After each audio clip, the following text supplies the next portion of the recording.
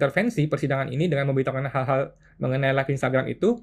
Nah, jadi yang kami gugat adalah prosedur. Jangan sampai pengadilan itu sendirilah yang mempertontonkan pelanggaran prosedur hukum acara, Yang Mulia. Kami mohon maaf. Jadi kami mohon diberi waktu yang cukup dan patut sesuai dengan surat permintaan bantahan tanggal 26 Januari yang akan berakhir tanggal 25 Januari. Setelah itu kami mohon barulah dibuat surat panggilan sidang pertama yang benar dan patut, dan kita mulai sidang pertama, Yang Mulia, setelah berakhir jangka waktu tersebut. Demikian Yang Mulia, apakah diperkenankan?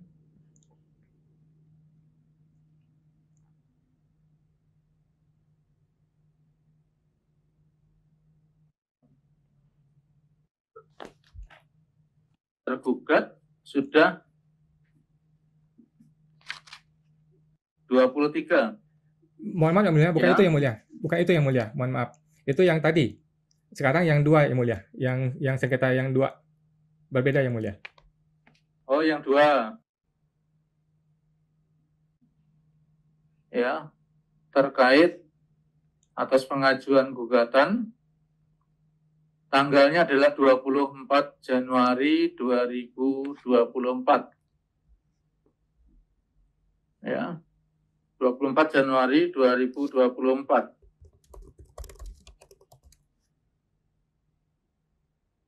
Kemudian berdasarkan ketentuan, penggugat dapat menyerahkan surat bantahan dalam jangka waktu 30 hari sejak tanggal diterima salinan surat tanggapan. Kami menerima tanggal 26 Januari Yang Mulia. 26 Januari.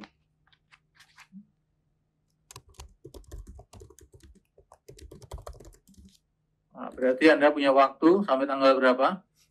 Menurut kami seharusnya tanggal 25 Yang Mulia, Februari.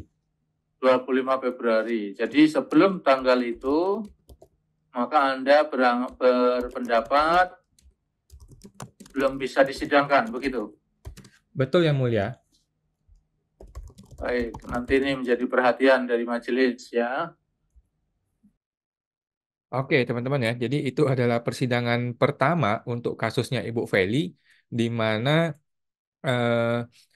menurut gua ada kesalahan prosedur dalam pengadilan, teman-teman ya. Jadi kita itu pengennya pengadilan itu berjalan dengan baik sesuai dengan prosedur, sesuai dengan tata cara persidangan, teman-teman ya. Jangan sampai pengadilan yang seharusnya untuk kita mencari keadilan, untuk kita menggugat prosedur dari si tergugat, justru pengadilannya yang melanggar prosedur. Kita nggak mau seperti itu, teman-teman ya. Jadi begini ceritanya. Ketika kita mengajukan surat gugatan, itu kan DJP punya waktu 30 hari untuk membuat surat tanggapan. Oke? Surat tanggapan kita terima, maka kita punya waktu 30 hari kemudian untuk mengirim surat bantahan atas tanggapan. Nah, tanggal surat bantahan itu 30 hari itu belum belum selesai, belum nyampe, sidang sudah dimulai, sidang pertama. Itu gue tolak. Gitu ya, teman-teman ya, itu maksudnya. Jadi eh, persidangan tidak boleh dimulai sebelum jangka waktu gua itu untuk mengajukan surat bantahan habis. Itu maksud gua. Nah, bahkan surat tanggapan itu belum gua baca waktu itu. Surat tanggapan itu belum gua baca karena belum deadline-nya untuk membuat surat bantahan.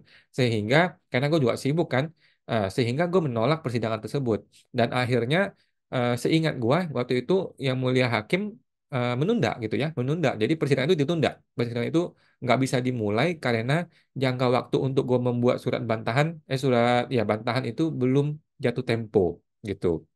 Akhirnya kita akan bersidang lagi tanggal 7 Maret gitu. Jadi ini betul teman-teman ya. Kita tidak boleh membiarkan sebuah kesalahan terjadi dengan seenaknya, kemudian kita mentoleransi itu kan kesalahan biasa gitu. Nggak boleh begitu teman-teman.